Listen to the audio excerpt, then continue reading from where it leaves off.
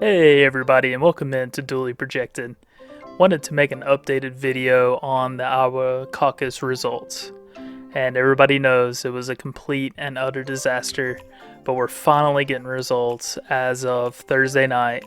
Yes, 4 days after the caucus, we're finally getting 100% results.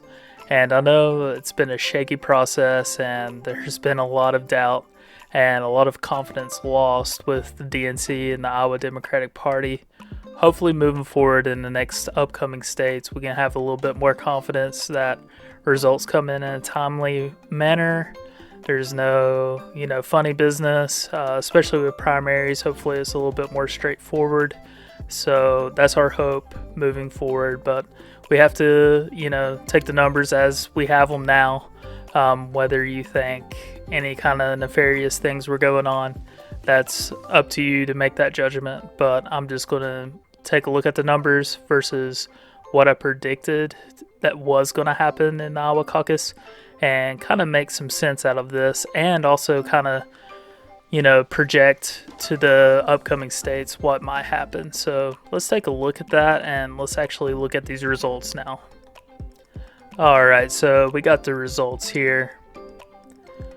Got it on NBC News here, and it's very weird as far as the SDEs are concerned.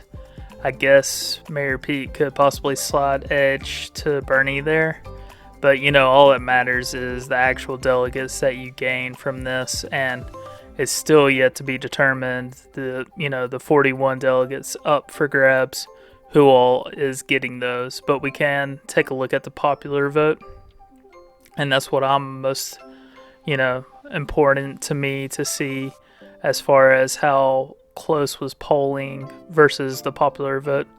Now, like we had talked about in the Iowa Caucus, you have your first alignment vote, and this is your first preference vote.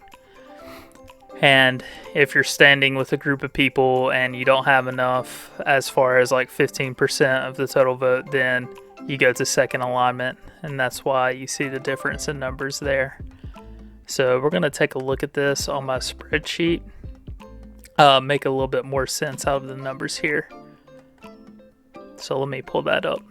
Alright, now here are the numbers from the results that we gained from the Iowa Caucus. Up here, this is the final aggregation poll. So you see this. And don't worry about this. This was just projected delegates, but this wasn't really a true number. This is more with my nationwide, with all the aggregate polls nationwide and how many delegates supposedly a candidate would have. It's just more to kind of gauge how strong a candidate is within the polling. So this was going into Iowa, the top 4 contenders, and this is the first alignment. So this is the total amount of votes within first alignment, and this is the percentage. And as we can see, Biden, and what I did is took a difference from first alignment to what the polls were saying, and Biden was off about 5.5 points here. Bernie was pretty much on target, and we can see Buttigieg had a big upward trajectory here. But Warren did too, and that's the one thing in the national media. Warren isn't getting a lot of love because Bernie and Buttigieg kind of took the limelight or took the headlines, but also Biden because of how poor his performance was. Warren kind of gets lost in the shuffle here, so it might be a little bit more difficult for her to get that, upward bounce moving forward, but we'll kind of see how her performance goes along the way. And I also did a little plus or minus for the second alignment. So basically, these top candidates are going to be getting more voters in the second alignment because all the people 15% and below are going to them. But I wanted to see who gained the most out of those candidates at the top. And it was Mayor Pete gaining the most here with 5,600. And actually Biden in some places didn't even have 15%, like you said. right here, right at the 15% line. So in some precincts, he didn't even have enough, so he actually lost some voters coming to the next alignment. And it was weird. I counted these votes off of NBC's page.